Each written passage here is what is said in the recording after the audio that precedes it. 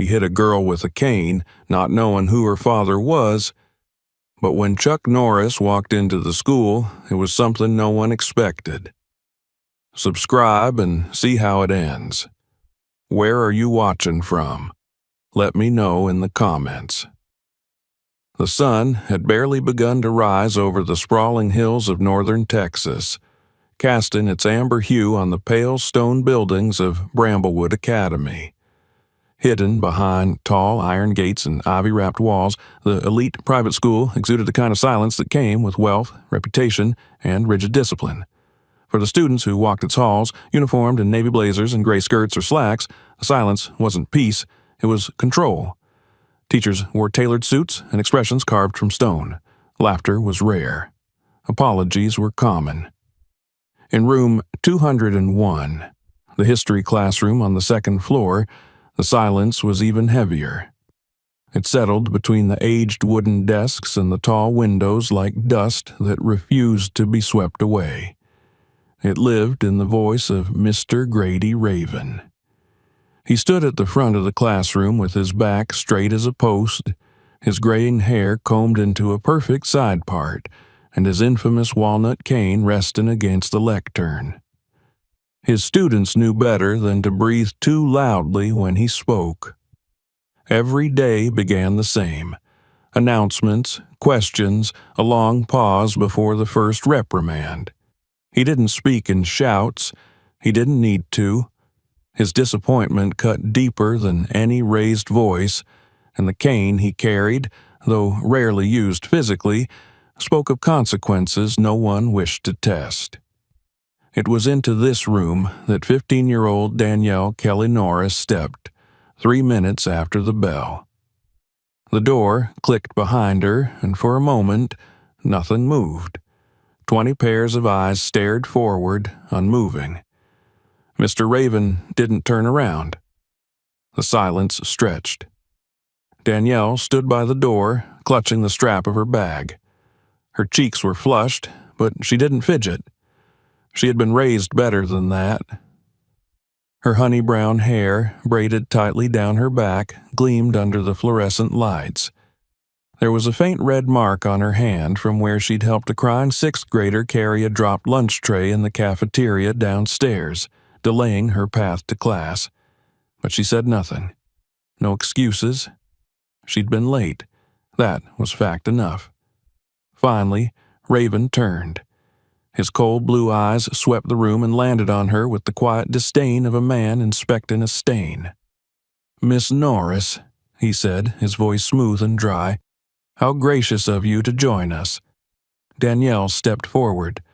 "I'm sorry for being late."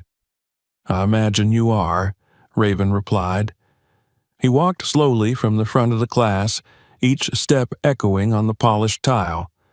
His cane tapped the floor gently, rhythmically, like a metronome measuring discomfort.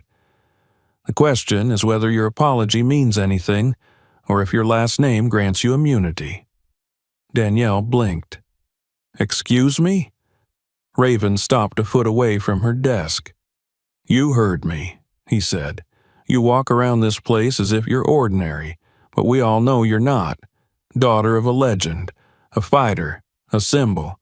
But symbols are not above rules." "I never said—" "I said, sit down." She moved to her seat silently, lowering herself without a word. The other students watched her carefully, some with concern, others with pity. No one dared interrupt. Mr. Raven turned his back and returned to the board. He picked up a piece of chalk and began to write the day's topic: consequences of power. The irony was not lost on Danielle. 15 minutes passed with barely a sound in the room but the scratch of chalk. Raven called on students one by one, and when their answers didn't meet his expectations, he reminded them of the importance of discipline. When he reached Danielle's name on the roll, he paused. "Miss Norris," he said without turning around, "what do you know about power?" Danielle looked up. "It can be earned or abused." Raven turned, lips curling. A rehearsed answer, neatly packaged. It's true. Is it? He stepped forward again, slowly, like a wolf circling prey. And which is your father known for, earning it or abusing it? The words struck like a slap. Danielle's breath caught in her throat. She'd endured whispers before, rumors, gossip, assumptions, but never something so brazen, so personal, so unwarranted. She didn't respond. Raven, emboldened by the silence, approached her desk. Perhaps you're so used to getting special treatment that you think being late is your right, that your pedigree excuses disrespect. I wasn't being disrespectful. Raising your voice now? I wasn't. He brought the cane down hard on the desk. The sound cracked through the room like lightning. Several students jumped. Danielle didn't flinch, but her knuckles tightened around the edge of her seat. That, Raven said, his voice suddenly low, was a warning. The next time you interrupt, the cane won't fall on the desk. There was a moment of stunned stillness. No one breathed. No one moved. Danielle stared straight ahead, willing herself not to cry. Raven turned to address the class. In this school, we respect order. We do not allow chaos, even when it arrives wearing the face of celebrity. Make no mistake, he said, turning back to Danielle, your name does not protect you here. In the back row, a boy named Ezra shifted in his seat. He pulled out his phone discreetly and began recording. He'd seen too much this year. He couldn't stay quiet again. Raven moved to strike the desk again, but the door opened. It didn't swing. It didn't slam. It opened slowly, deliberately, with a weight that was almost felt more than heard. Every head turned. In the doorway stood a man in denim jeans, a button-up shirt tucked tight against his broad chest, and boots that looked like they'd crossed 100 deserts. His hair, short and silvered, caught the light. His eyes, blue and piercing, scanned the room like twin beams of justice. Danielle blinked. Dad, Mr. Grady Raven turned, and for the first time in his career, his voice caught in his throat. Chuck Norris stepped into the room. He didn't need to raise his voice. He didn't even need to introduce himself. His presence alone quieted the air, shifted the balance, redrew the laws of power. He looked at Danielle first, her rigid posture, the red on her hand, the broken look in her eyes. Then he looked at the cane. And then he looked at Raven. I came, Chuck said, to see how my daughter was doing. Raven cleared his throat. Mr. Norris, this is a misunderstanding. She was... But Chuck was already moving forward. In 3 steps, he reached the front of the classroom. He picked up the cane without asking permission, turned it in his hands, examined the grain of the wood, and snapped it in 2 with a single motion. The sound was loud but final, like a sentence passed. Raven stepped back, but Chuck advanced, calmly, silently. Let me be clear, Chuck said, his voice steady. You raise your hand again in this classroom, not just to my daughter, to any child, and you'll be holding it with broken fingers. He didn't shout. He didn't threaten. He promised. Raven tried to speak, but no sound came out. His face had gone pale. Sweat beaded at his temple. Chuck leaned forward, his voice a whisper, but with the power of thunder. You tried to make an example of my daughter, but now they'll remember the man who had to kneel to a father's fury. And then, with calculated precision, Chuck swept Raven's legs lightly with the broken cane handle. Not enough to hurt, but enough to make him stumble. Enough to make him fall to one knee. The class erupted in stunned silence. Chuck didn't look at the students. He turned to Danielle, offered his hand, and when she took it, He walked her out without another word. Behind them, Grady Raven remained kneeling, too shocked to move, too ashamed to rise, too exposed to ever hide again. The storm had arrived, and it had left without raising a fist. But everyone in that room knew the real lesson of the day wasn't history. It was fear. And what it looks like when fear meets someone it can't bend. The ride home that afternoon was silent, but not because there was nothing to say. The silence inside the cab of Chuck Norris's dark green pickup truck pulsed with meaning, unspoken words held in the gravity of what had just happened. Danielle sat in the passenger seat, her hand still smarting from the blow of Raven's cane, her mind replaying the moment the classroom door opened and her father appeared like a figure conjured by justice itself. She had never seen him like that. Not on television, not in stories, not even in their quiet life at home. He hadn't raised his voice, hadn't made a scene, but the weight of his presence had shattered the rules of that room.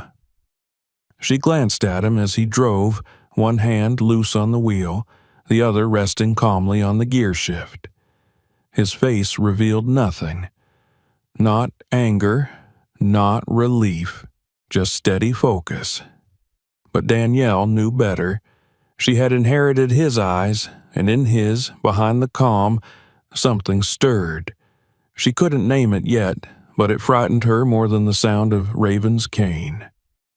They pulled into their long gravel driveway just as the sun dipped below the horizon. The Norris ranch stretched out behind the house, endless fields and groves of trees, silence broken only by the occasional whinny from the barn. Chuck cut the engine and turned to her. "You okay?" Danielle nodded, then hesitated. "I didn't cry."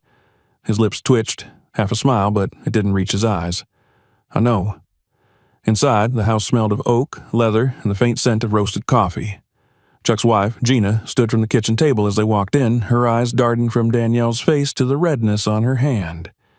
She didn't speak immediately, only embraced her daughter and then looked to her husband.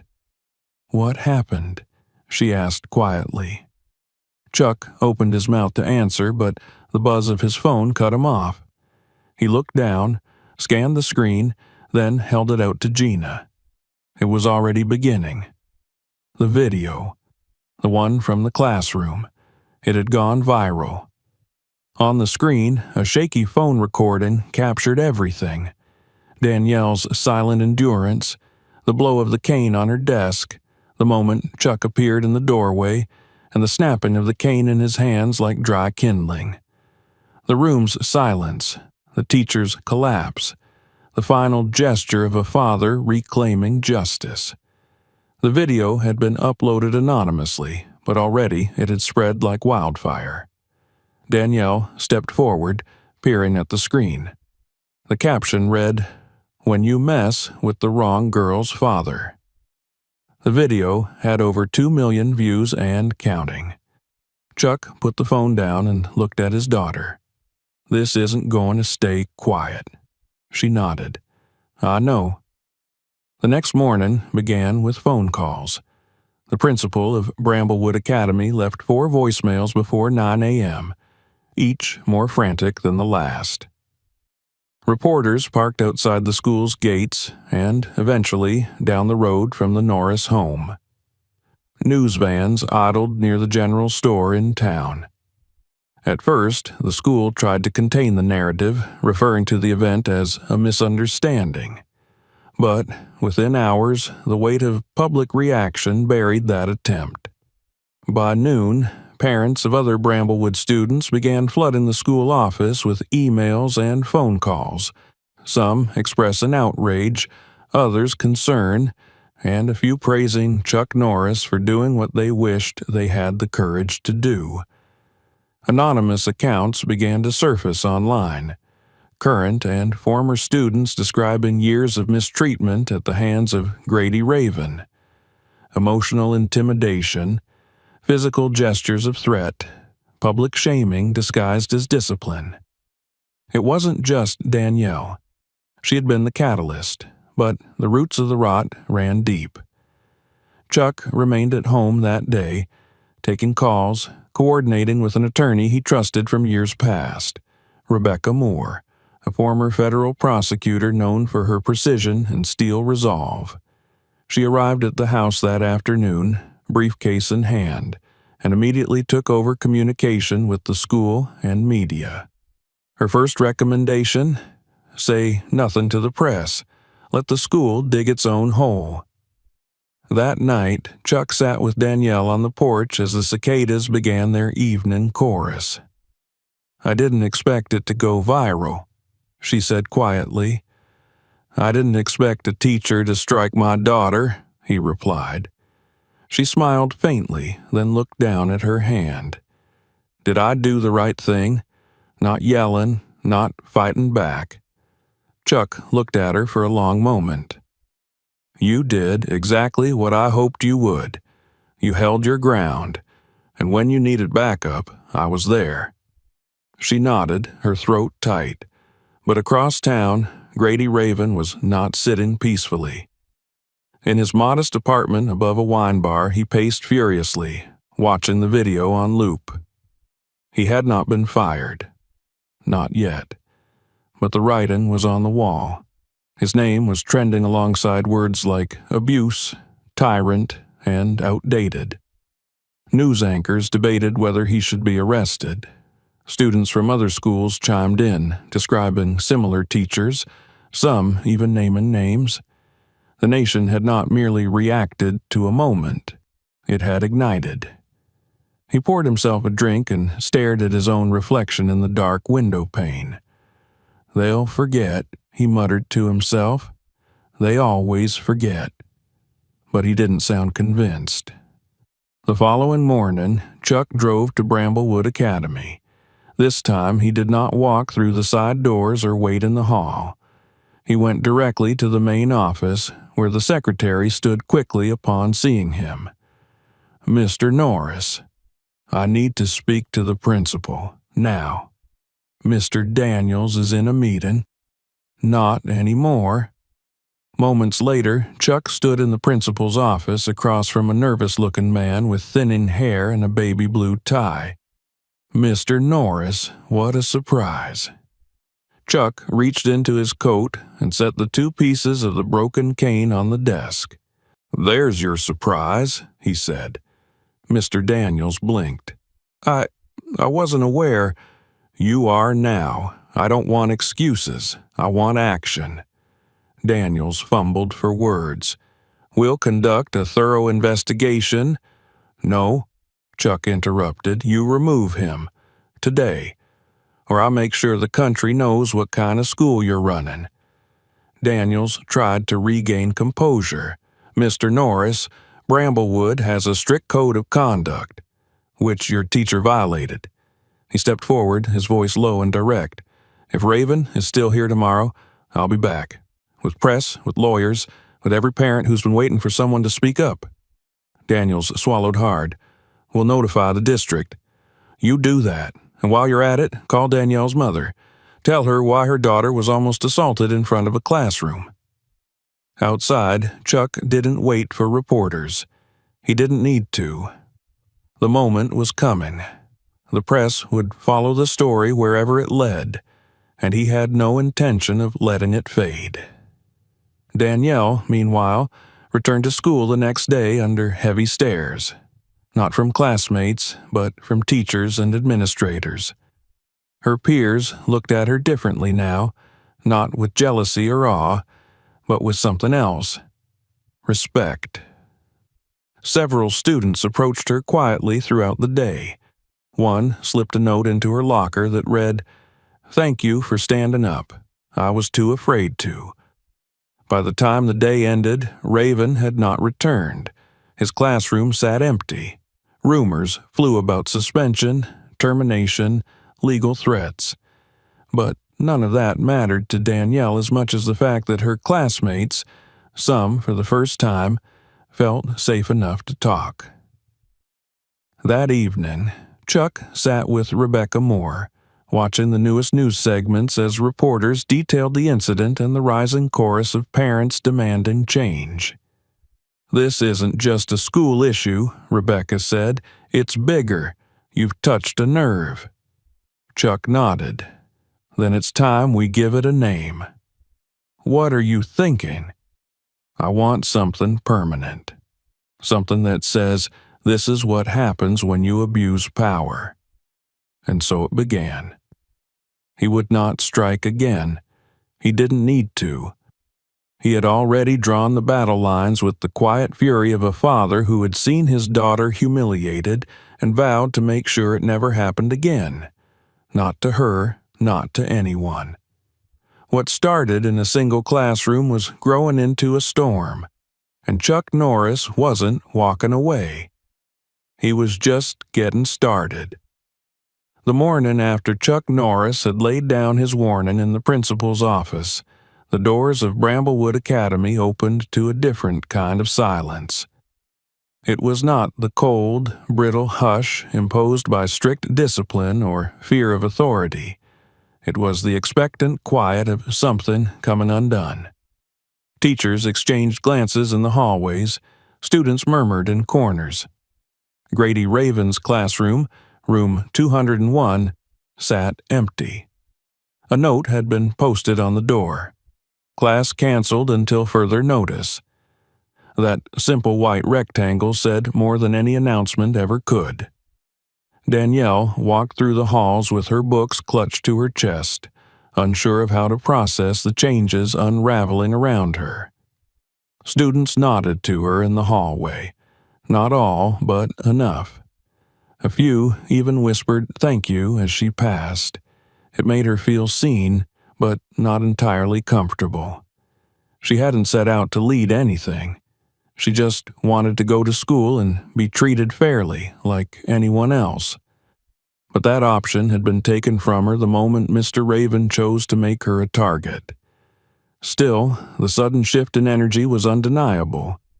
Bramblewood's atmosphere, once oppressively orderly, had cracked, and the video, that grainy clip recorded by Ezra, was still spreading like wildfire.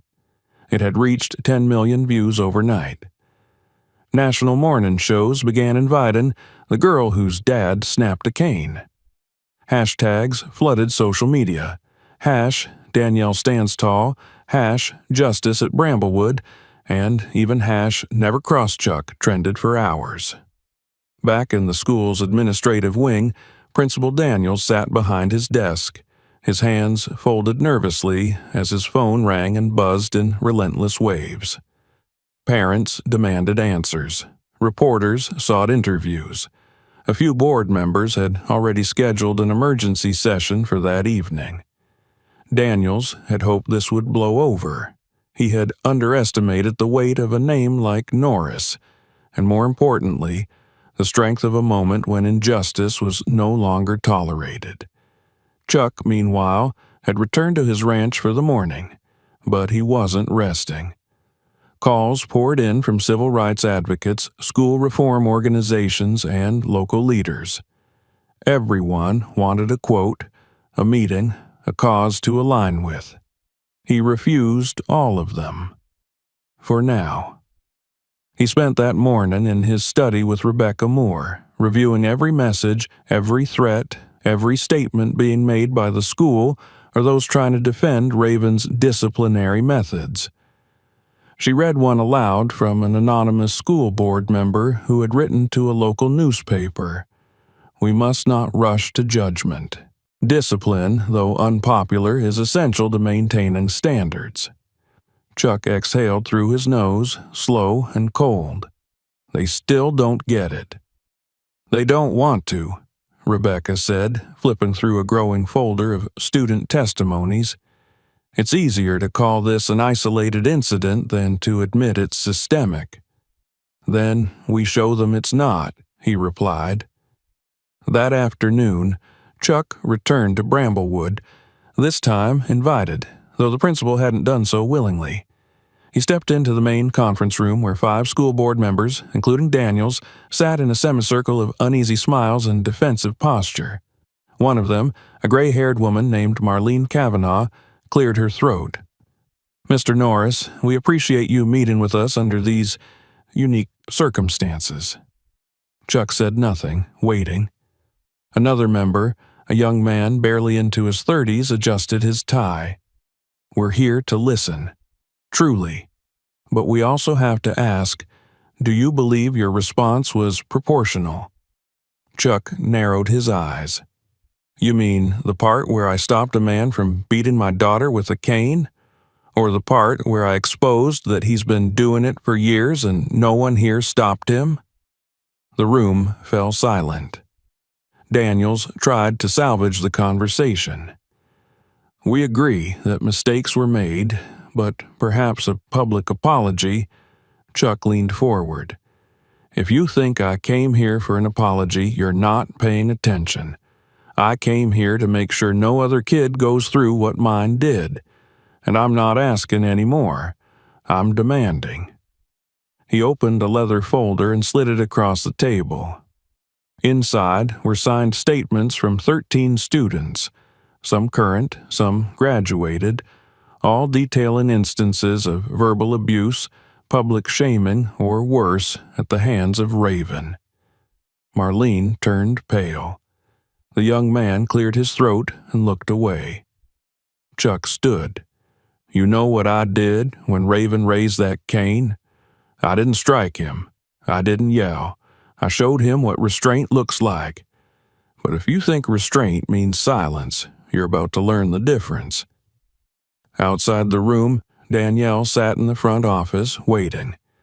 She could see through the glass walls into the conference room and watched as her father's calm demeanor shook the adults inside. She didn't smile. She didn't gloat. But deep in her chest, a weight began to lift. Inside the meeting, Rebecca took over, presenting a packet of legal precedents, school policy violations, and grounds for immediate termination. The board didn't resist much longer.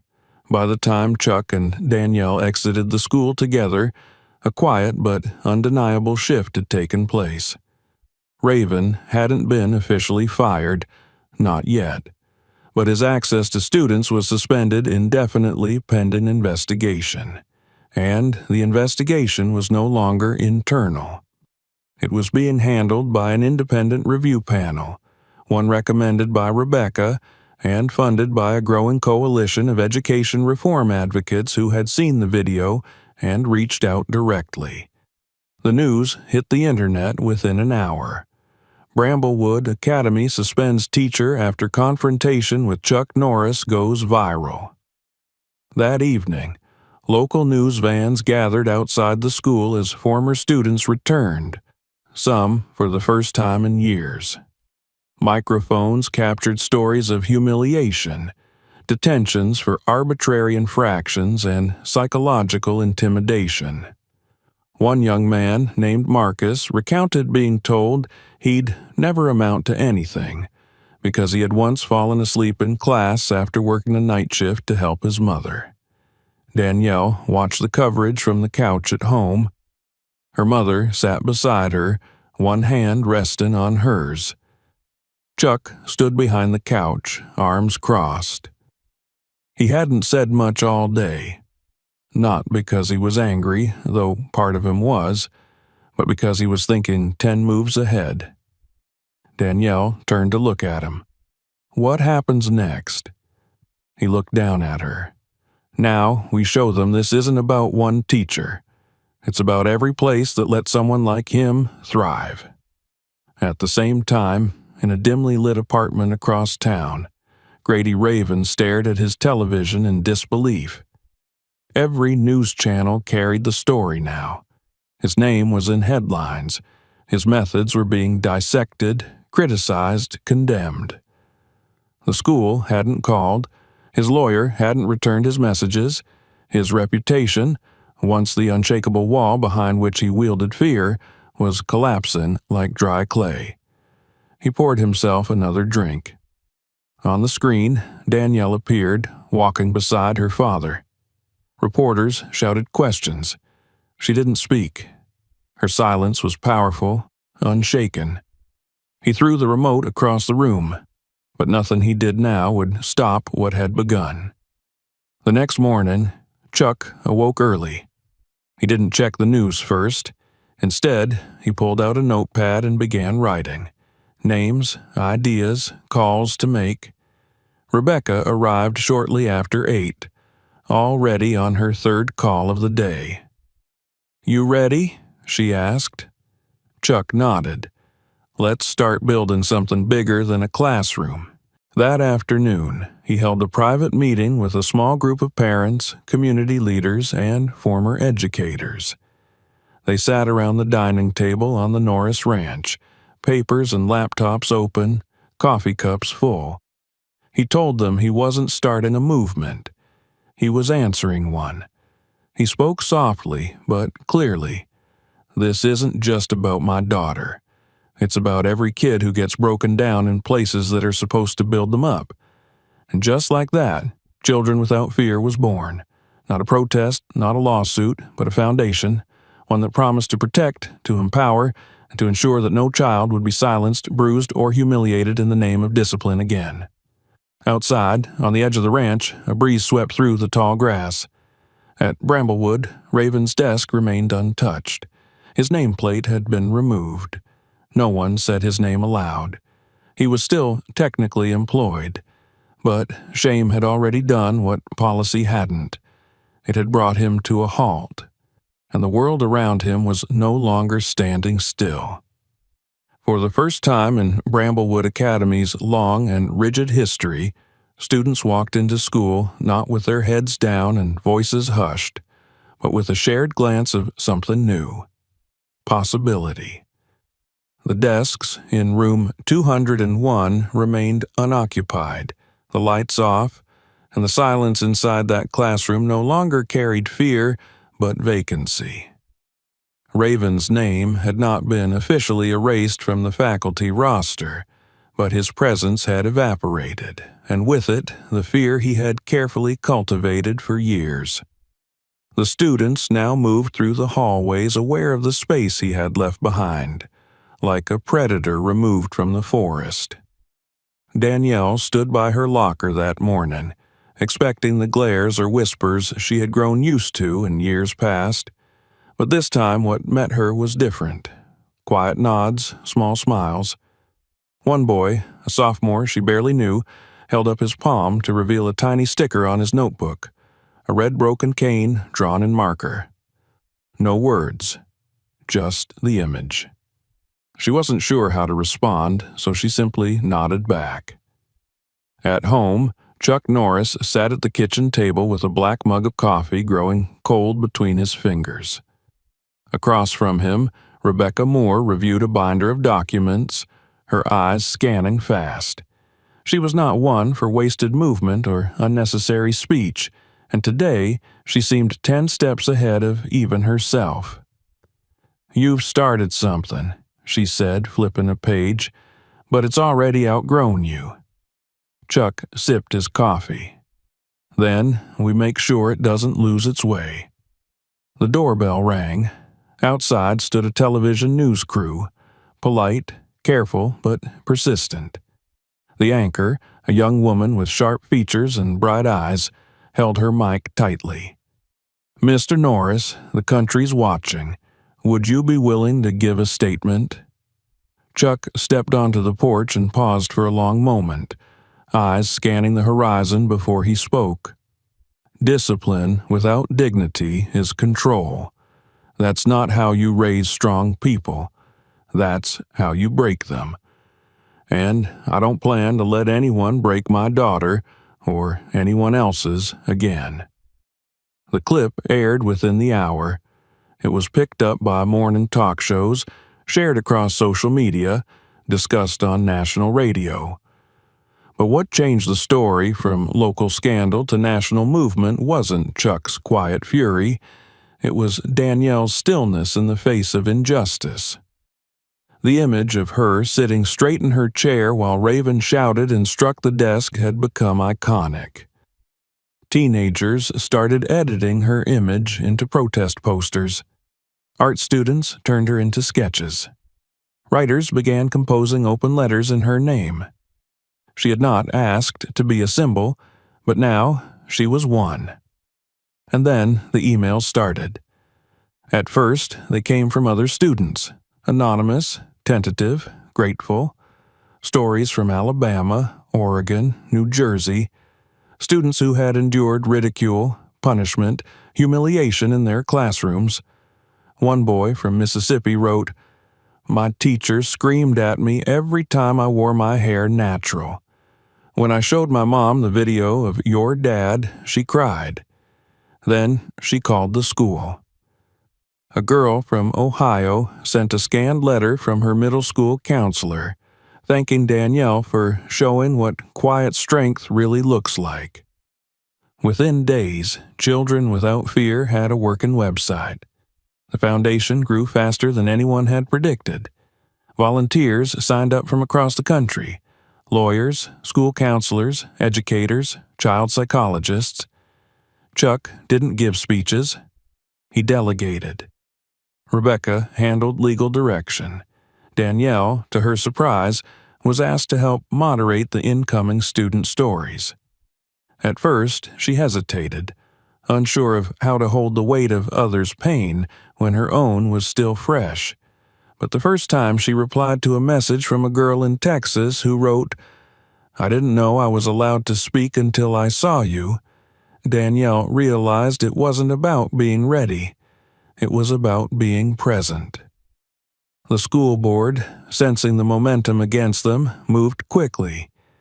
Grady Raven was officially terminated. The announcement came in a 3-sentence email sent to parents on a Monday morning.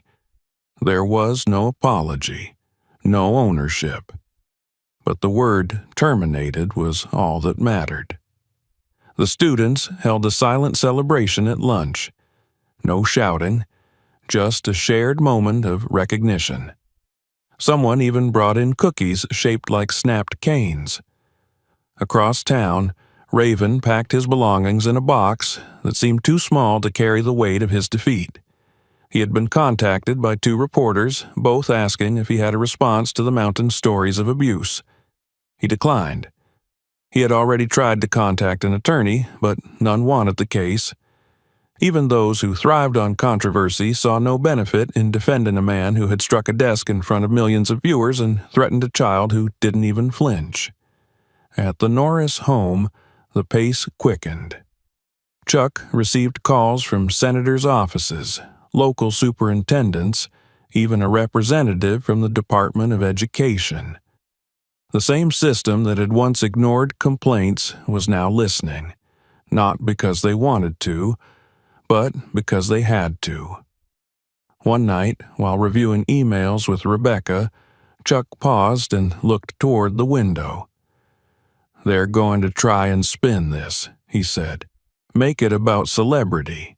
Pretend it was a one-time moment." Rebecca nodded. "Then we make sure it becomes policy." She laid a document on the table. A proposal, the Student Dignity Act. It outlined the banning of corporal punishment in all public institutions, mandatory cultural sensitivity training for all staff, anonymous student reporting systems, and parental transparency in disciplinary proceedings. Chuck didn't say anything right away. He traced the edge of the paper with his finger, then finally spoke. "This is what justice should have looked like the first time." Danielle entered the room carrying 2 mugs of tea. She set them down and caught a glimpse of the document. "What's that?" she asked. Rebecca looked up. "The reason you're going to Washington." Danielle blinked. "What?" A few days later, the official invitation arrived. A National Youth Education Summit in D.C. broadcast live, requesting Danielle Norris as keynote speaker. The organizers had seen the video, read the stories, and decided that no one embodied the shift happening across the country better than her. She didn't say yes immediately. In fact, she didn't say anything for hours. When she finally asked her father, "Should I go?" Chuck didn't answer with a yes or no. He said, "Go, because your voice doesn't just matter. It changes things." And so she did. The week before the summit, Danielle spent her evenings writing. She sat on the porch, wrapped in her hoodie, pencil tapping against her notebook.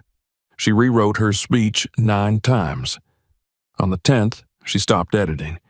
It wasn't perfect, but it was hers. The night before the flight, Chuck found her sitting outside under the stars, eyes turned toward the dark Texas sky. "Are you nervous?" he asked. She nodded. "I'm scared I'll cry. Or freeze." He smiled. "Then you'll show them you're human. That's what they need to see." In Washington, Danielle stood in front of a room filled with school leaders, policymakers, student activists, and media. She wore a simple navy dress, her hair pulled back the way she liked it, braided and strong. She walked to the podium, her hands gripping her notes, but she didn't look down. She looked at them, every face, every seat. "They tried to reduce me to silence," she said, her voice steady, "but I learned that dignity is louder than shame. My father didn't kick down that door to fight. He walked in to stand with me, and now I'm standing for others." There was a pause. Then the clapping began. Not polite, not obligatory. It started with students, then teachers, then the entire room. A standing ovation that lasted long after Danielle left the stage. Back home, Chuck sat watching the live stream, the volume turned low. When it ended, he didn't speak. He didn't need to. His daughter had spoken for them both.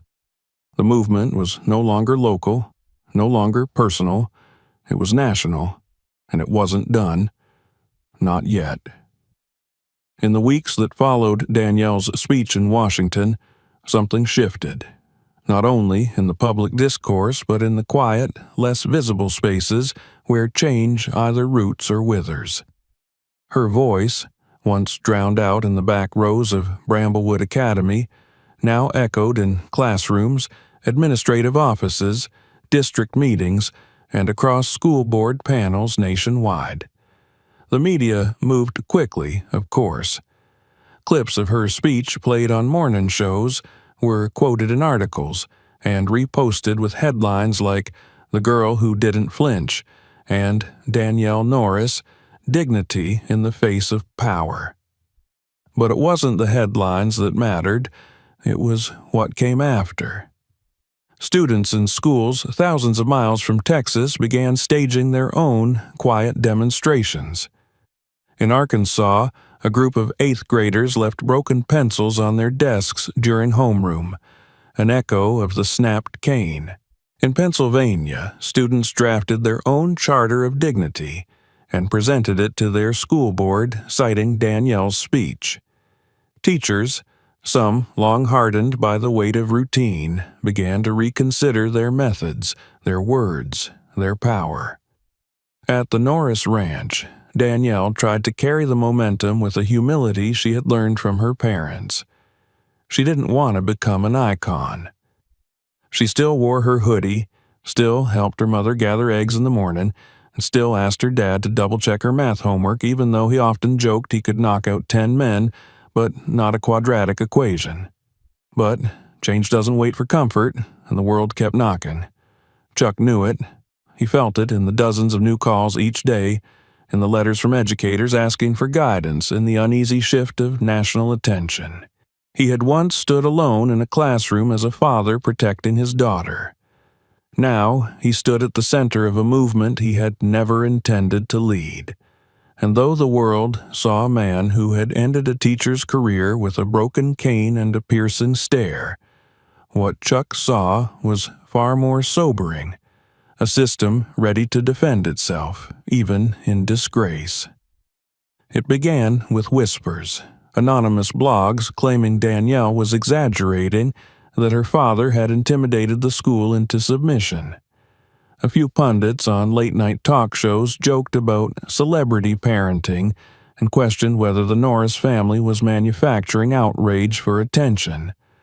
most of the noise was easily ignored. But then came the report, an op-ed from a columnist suggesting that schools were becoming too soft, that discipline was under attack, and that icons like Chuck Norris were bullying education into submission. Chuck didn't flinch. He'd faced worse. But he knew this was just the beginning of the pushback.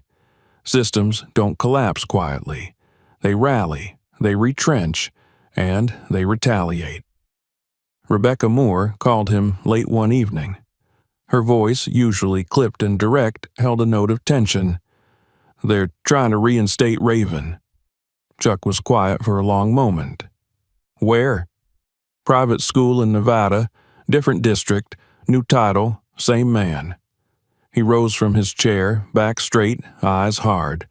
"Then we make sure that door closes for good." What followed was a storm, but one orchestrated, deliberate, and unrelenting. Rebecca filed a formal inquiry with the Nevada Board of Education.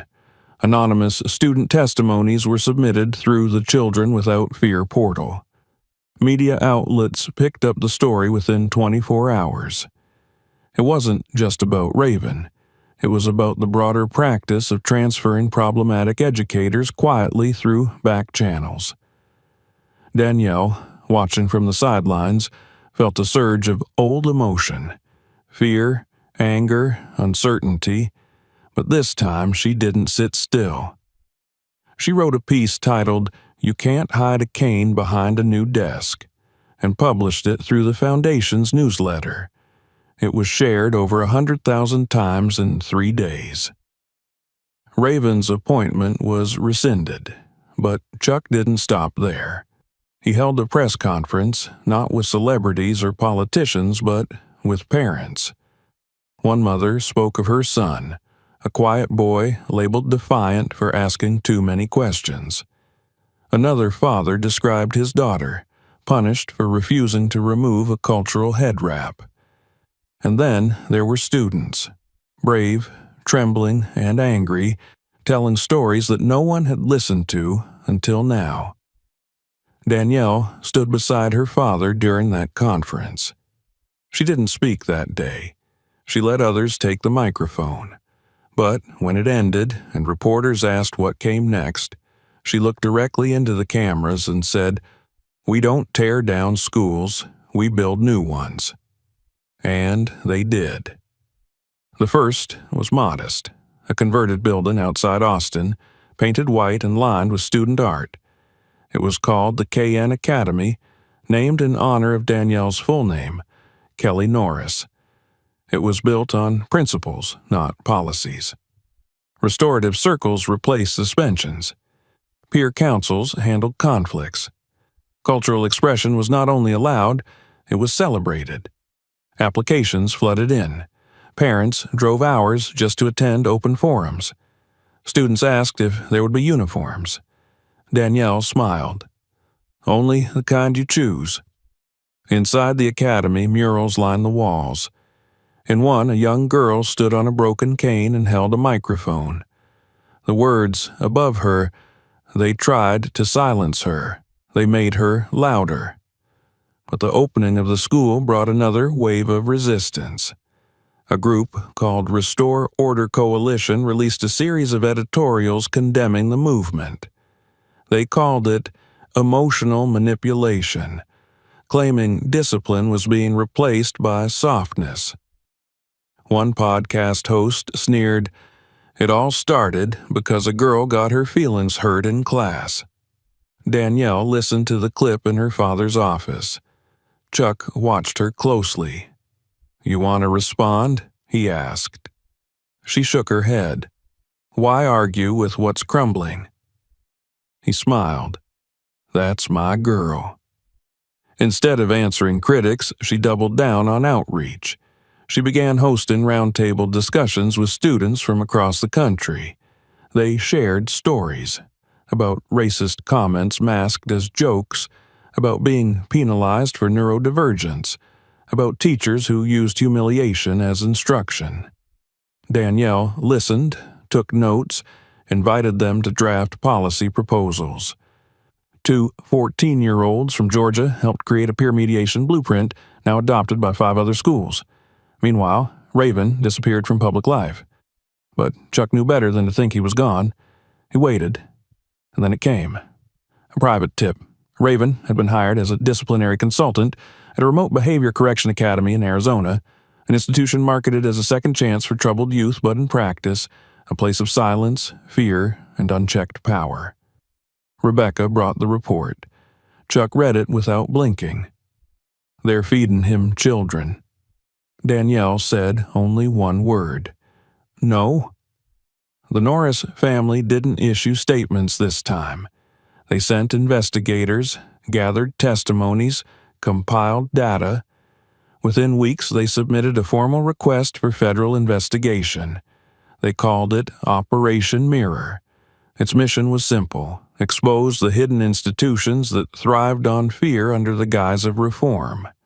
When the Department of Education released a statement confirming the investigation had begun, the nation held its breath.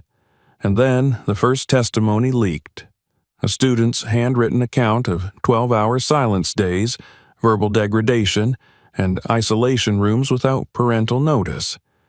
The nation didn't just react. It erupted. News anchors, teachers, parents, even celebrities shared the report.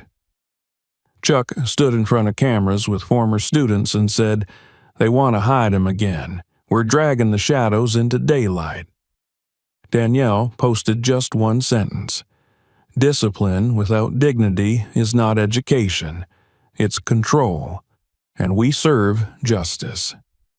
The post reached 5 million views in a day. Raven resigned from the facility. It was too late. The school was shuttered. Its owners vanished. But Chuck and Danielle weren't finished. They drafted legislation requiring public disclosure of all disciplinary institutions, consultant hiring transparency, and monthly student wellness reviews. 3 states signed on in the first month, 7 in the second. The final moment came without fanfare. A letter arrived at the Norris home, an official notification. Raven had been permanently barred from working in any educational setting in the United States. Danielle stood holding the envelope in the living room, the late afternoon sun filtering in through the windows. Chuck approached and gently took the letter from her hands. He read it silently, then looked at her. "You did this," he said. She shook her head. "We did." Chuck smiled and pulled her into a quiet embrace. A year later, the Tyson Center for Education and Justice opened its doors. A massive building funded by a coalition of donors, grants, and the movement Danielle had sparked. The sign in front was simple: built for those who stood alone. Now they never will. Reporters gathered for the ceremony, but there were no speeches, no red ribbons, just Danielle walking to the cornerstone, writing a single word in black marker, unbroken, and around her stood children, some scared, some brave, but all finally seen. If this story moved you, don't forget to subscribe for more. Share this video to keep the conversation going and check out the next one. We've got more stories that matter.